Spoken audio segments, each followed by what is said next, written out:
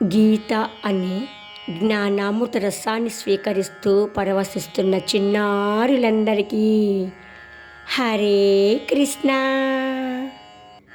ఈరోజు మనం నేర్చుకోబోయే శ్లోకాలు శ్రీమద్ భగవద్గీతలోని మొదటి అధ్యాయము అర్జున విషాద యుగంలోని 24-25 శ్లోకాలు.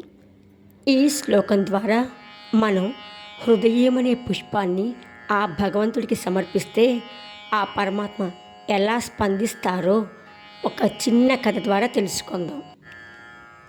ఈ శ్లోకము సంజయుడు కురుక్షేత్ర మహాసంగ్రామంలో ఏమి జరుగుతుందో తన దివ్య దృష్టితో చూసి ధృతరాష్ట్ర మహారాజుకి వివరిస్తున్నాడన్నమాట.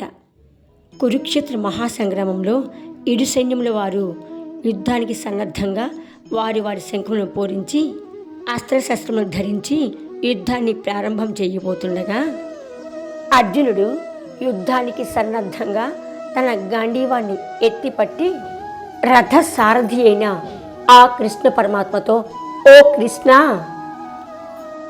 ఈ కురుక్షేత్ర మహాసంగ్రామంలో ధర్మానికి విరుద్ధంగా ధృతరాష్ట్ర పుత్రులకు మద్దతుగా ఎవరెవరు యుద్ధానికి సన్నద్ధులై ఈ యుద్ధ భూమిలో నిలబడి ఉన్నారో వారిని చూడాలనుకుంటున్నాను అని సర్వ జగత్తుకి రక్షకుడు రథసారథి అయిన ఆ కృష్ణ పరమాత్మని కోరగా, హృషికేశుడైన ఆ పరమాత్మ శరణాగతుడైన భక్తుడికి రథసారథిగా మారి అర్జునుడు అధిరోహించిన ఆ దివ్యమైన రథమును భీష్ముడు, ద్రోణుడు మొదలు ప్రముఖ రాజులు ఎదురుగా నిలబెట్టి, ఓ పార్థ, కౌరవ సైన్యంలో యుద్ధం చేయడానికి సంకల్పించిన ఈ యుద్ధ వీరులందరినీ ఒకసారి పరికింపుము అని ఆ పరమాత్మ ఆ దివ్యమైన రథమును ఇరు సైన్యముల మధ్య నిలబెట్టెను.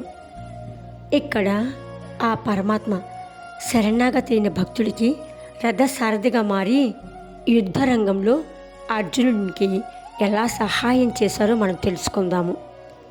ఇప్పుడు శరణాగతి అయిన భక్తుడిని ఆ పరమాత్మ ఎలా రక్షించారో చిన్న కథ ద్వారా తెలుసుకుందాము. పూర్వం త్రికూట పర్వతం అనే ఒక మహా అద్భుతమైన పర్వతం ఉండేది. అక్కడ చుట్టూ సుందరమైన అడవులు, జలపాతాలు, జలాశయాలతో ఆ ప్రాంతం ఎంతో అందంగా ఉంటూ ఉంది. ఆ అడవికి గజరాజు అనే ఏనుగు రాజుగా వ్యవహరిస్తూ ఉంటాడు. ఒకరోజు ఆ గజేంద్రుడు తన పరివారంతో వన సంచారం చేస్తూ ఉండగా అక్కడ ఒక పెద్ద సరస్సుని కలువు పువ్వులతో నిండి ఎంతో అందంగా ఉండటం చూసి తన పరివారంతో ఆ కొలంలోకి దిగుతాడు. గజేంద్రుడు ఆ అరణ్యానికి రాజు కావటం వల్ల మద గర్వంతో ఆ కొలంలోని పువ్వులను తుంచి పాడు చేస్తూ ఆ నీళ్ళని ఒకళ్ళ మీద ఒకరు చల్లుకుంటూ సరస్సునంతా చిందరవందర చేస్తూ ఉంటాడు. ఆ సరస్సులో మకరం అనే మొసలి నివసిస్తూ ఉంటుందన్నమాట. అది చాలా శక్తివంతమైంది. అందులో నీటిలో ఉంటే మొసలికి చాలా బలం ఎక్కువగా ఉంటుంది. ఆ మొసలి గజేంద్రుడి పాదాన్ని పట్టుకొని నీటి లోపలికి లాక్కుపోతూ ఉంటుంది. అప్పుడు గజేంద్రుడు ఆ మొసలి పట్టు విడిపించుకొని నీటిలోంచి బయటికి రావడానికి చాలా ప్రయత్నం చేస్తూ ఉంటాడు. కానీ మొసలి మాత్రం నీటిలోకి బలంగా లాక్కెళ్తూ ఉంటుంది. ఆ గజేంద్రుడు బలంగా నీటిలోంచి బయటికి రావడానికి ప్రయత్నం చేస్తూ ఉంటాడు. ఇద్దరూ శక్తివంతమైన వాళ్ళే. మొసలికి బలం నీళ్ళల్లో అయితే ఏనుగు బలం భూమి మీద. ఇద్దరు ఆ పోరాటంలో ఎవరు ప్రయత్నం విఫలం కాకుండా పోరాడుతూనే ఉంటారు. మొసలి లోపలికి లాక్కెళ్తూ ఉంటే గజేంద్రుడు నీటి బయటికి రావడానికి ప్రయత్నం చేస్తూ ఉంటాడు. ఇలా ఈ ఇద్దరి పోరాటము కొన్ని వేల సంవత్సరం జరుగుతుంది. అప్పుడు గజేంద్రుడు శక్తి విహీనుడై నిలబడలేక స్పృహ తప్పిపోతున్న పరిస్థితి ఎదురవుతుంది. అక్కడ మొసలి ఏనుగు కాలు మొత్తం కొరికి వేసి పూర్తిగా శిథిలావస్థకు తీసుకొస్తుందన్నమాట.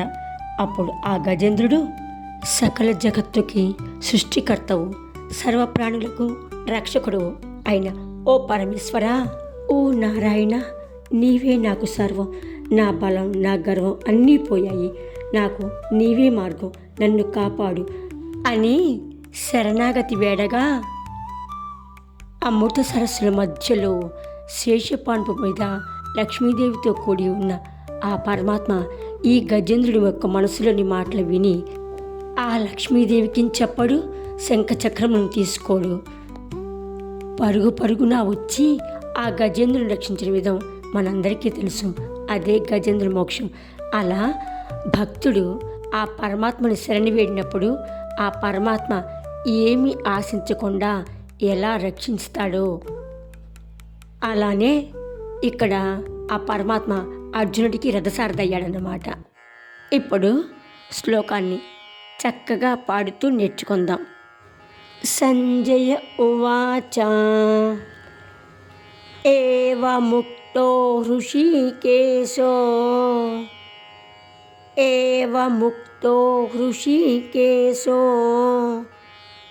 గుడాకేశేన భారత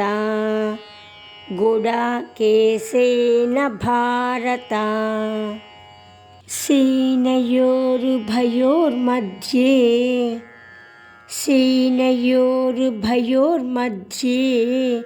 స్థాపయిత్వా రథోత్తమం.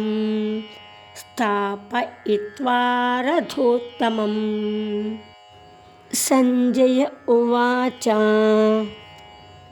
ఏవముక్తో హృషీకేశో గుడాకేశేన భారత సేనయోరుభయోర్मध्ये స్థాపయిత్వా రథోత్తమం.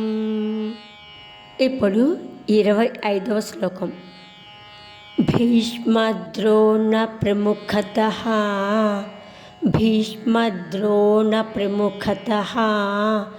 సర్వేషాం చ మహీక్షితాం.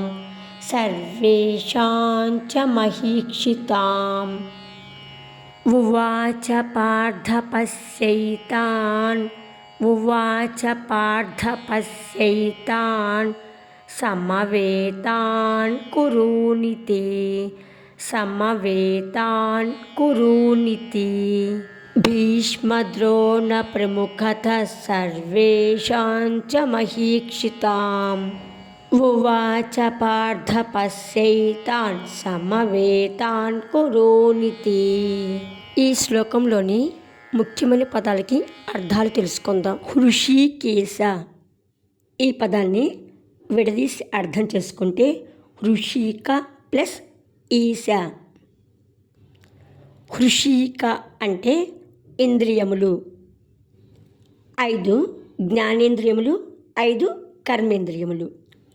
జ్ఞానేంద్రియములు అంటే కళ్ళు, చెవులు, ముక్కు, నాలుక, చర్మము. 5 కర్మేంద్రియములు అంటే చేతులు, కాళ్ళు, వాక్కు, మలమార్గము మరియు జననేంద్రియములు. ఈశ అంటే అధిపతి, హృషీకములకు అధిపతి అని అర్థం. గుడాకేశ అంటే గుడ అంటే నిద్ర, అజ్ఞానము. గుడాకేశ అజ్ఞానాన్ని జయించినవాడు అర్జునుడు అని అర్థం. 24వ శ్లోకంలో అర్జునుడు 2 సైన్యాల మధ్యలో తన రథాన్ని నిలిపి యోధులను చూడాలని కోరినప్పుడు ఆ కృష్ణ పరమాత్మ అర్జునుడి కోరిక ప్రకారము ఆ అద్భుతమైన రథాన్ని 2 సైన్యాల మధ్యలో నిలిపాడు. 25వ శ్లోకంలో శ్రీకృష్ణుడు అర్జునుని రథాన్ని కౌరవుల సైన్యం మధ్యలో ఉంచి పార్థ, భీష్ముడు, ద్రోణుడు మొదలైన మహారథులతో కూడిన ఈ కౌరవుల సమూహాన్ని చూడు అని పలికెను. గీతా సందేశము. ఈ శ్లోకాలు మనకు భగవంతుని యొక్క భక్తవత్సల తత్వాన్ని, వినయాన్ని మరియు ధర్మయుద్ధానికి ముందు స్పష్టమైన దృష్టి అవసరమని బోధిస్తుంది. ఏవముక్తో ఈ పదాన్ని ఏవముక్తో అని పలకాలి. సేనయోర్భయోర్मध्ये ఈ పదాన్ని సేనయోర్భయోర్मध्ये అని పలకాలి. ప్రతిపదార్థము. సంజయ్ ఉవాచ సంజయుడు పలికెను. భారత ఓ భరతవంశీయ మహారాజా, ఏవం ఈ విధముగా గుడాకేశేన అర్జునుని చేత ఉక్త చెప్పబడిన హృషీకేశ హృషీకేశుడైన ఆ శ్రీకృష్ణుడు ఉభయో సైన్యో మధ్యే రెండు సైన్యముల మధ్యలో భీష్మ ద్రోణ ప్రముఖత భీష్ముడు ద్రోణుడు ఎదురుగా సర్వేషాం మహీక్షితాం చ అందరి రాజులకు ఎదురుగా రథోత్తమం శ్రేష్టమగు రథమును స్థాపయిత్వా నిలబెట్టి పార్థ ఓ అర్జున సమవేతాన్ చేరి ఉన్న ఏతన్ ఈ కురున్ కౌరవులను పశ్య చూడుము ఇతి అని ఉవాచ పలికెను. జై శ్రీకృష్ణ.